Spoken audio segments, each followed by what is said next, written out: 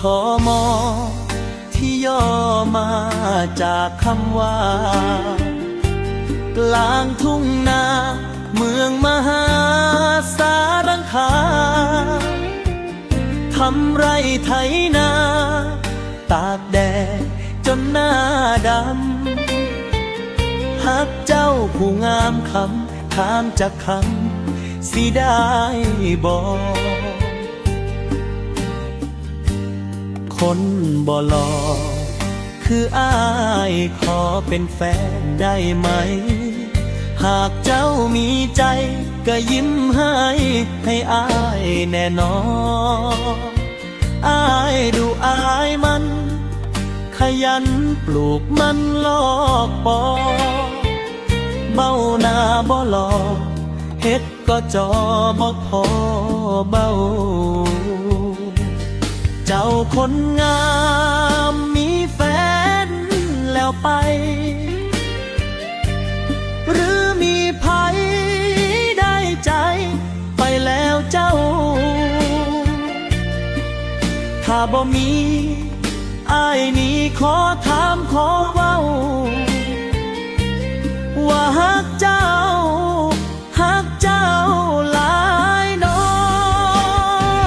หนุ่มกทม.รอรักจากเธออ้ายเสนอรักเธอแล้วนั่นน้อ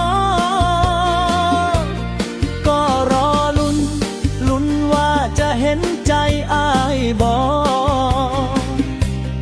คนบ่หล่อรอลุ้นรักจากสาวคนงาม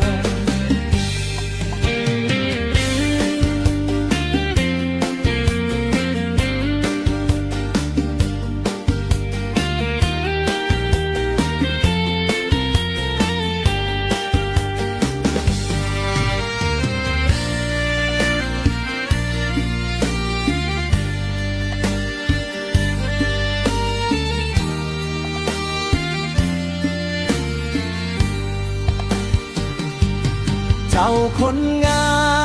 มมีแฟนแล้วไปหรือมีภัยได้ใจไปแล้วเจ้าถ้าบ่มีอ้ายนี้ขอถามขอเว้าว่าฮักเจ้าหลายน้อหนุ่มกทม.รอรับจากเธออ้ายเสนอรักเธอแล้วนั่นน้อก็รอลุ้นว่าจะเห็นใจอ้ายบ่คนบ่หล่อรอลุ้นรักจากสาวคนงามหนุ่มกทม.รอรักจากสาว